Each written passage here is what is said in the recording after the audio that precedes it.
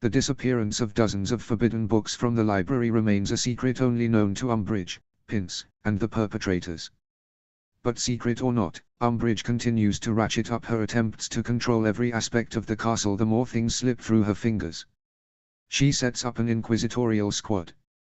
A group of students given the power to patrol and generally snitch on their peers.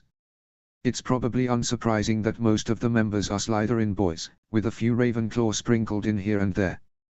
If Percy were still here, Ginny has no doubt he would have been the first to sign up, Gryffindor or not. They still have the though. Just another secret reminder that Umbridge doesn't control things as much as she thinks she does. For many of them that knowledge is like a nice warm little Patronus in their pocket.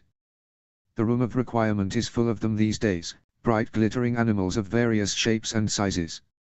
At the time, Ginny hadn't really been sure what Scimitar was getting at, wanting to know what determines the shape a Patronus takes.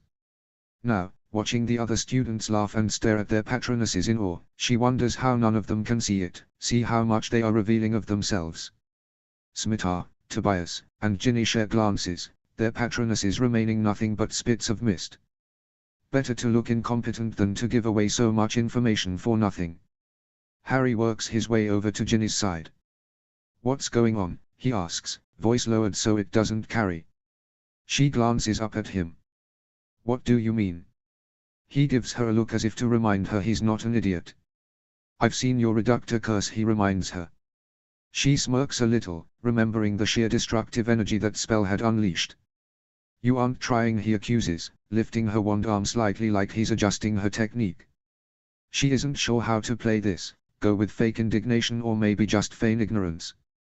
Could she still blame her shoulder injury somehow? The truth Harry presses, like he can see the lies she's considering. "No," she admits. "I'm not trying." She glances at Ron's terrier trotting past. "Are you really surprised?" He frowns, but before he has time to work it out, a loud crack nearby distracts him. Ginny expects to find Seamus has blown something up, but instead a small house elf stands next to Harry, his hands wringing anxiously in front of him. "Dobby." It takes precious moments to get the news out of the elf as he tries to simultaneously punish himself and speak, but the words are finally free. "Umbridge is coming." There's horrified silence, the Patronuses blinking out of existence, and it isn't until Harry bellows at them to scatter that it really sinks in. Tobias grabs for Ginny's arm, already heading for the exit when Scimitar breaks away, heading further back into the room. "Scimitar!" Ginny snaps. "We have to go." Scimitar sprints for the bulletin board against the wall, her wand jabbing in the direction of the piece of parchment hanging in with all the clippings and photos. Ginny has just long enough to see the names on the list bleed and morph incomprehensibly underneath the blatant lettering of Dumbledore's army. "Let's go!" Ginny shouts, dragging Scimitar out into the hall. They are easily the last students out into the hall, complete sitting ducks for Umbridge and her enforcers. Tobias gestures up the first staircase they reach. "Owlery," he says. They've only made it halfway up the distance when they hear feet pounding behind them. Tobias' hand on Ginny's elbow lurches her to a stop. "No time," he hisses, shoving them both against the wall just in time for two of the student goons to round the corner. They are Slytherin, a year younger than themselves. "Oh," the taller goon says. "You lot seen any students running around out here?" Tobias looks up as if bored. "No," he says, his hand tightening on Ginny's waist. "But I haven't exactly been paying attention either now, have I?" The boys glance at Scimitar and Ginny, their hair still askew from their run, and guffaw loudly. Tobias smiles, slow and lecherous. The two goons are still laughing as they turn back in the other direction. Once they are out of earshot, Ginny punches Tobias in the arm. He yelps, rubbing at the spot. "Ow! What was that for?" "Brilliant," Ginny says, shaking her head. "But disgusting." Tobias grins. A triumphant bellow echoes down the hall. "I've got him, Professor. I've got Potter." It only takes a moment to identify the voice as Draco's.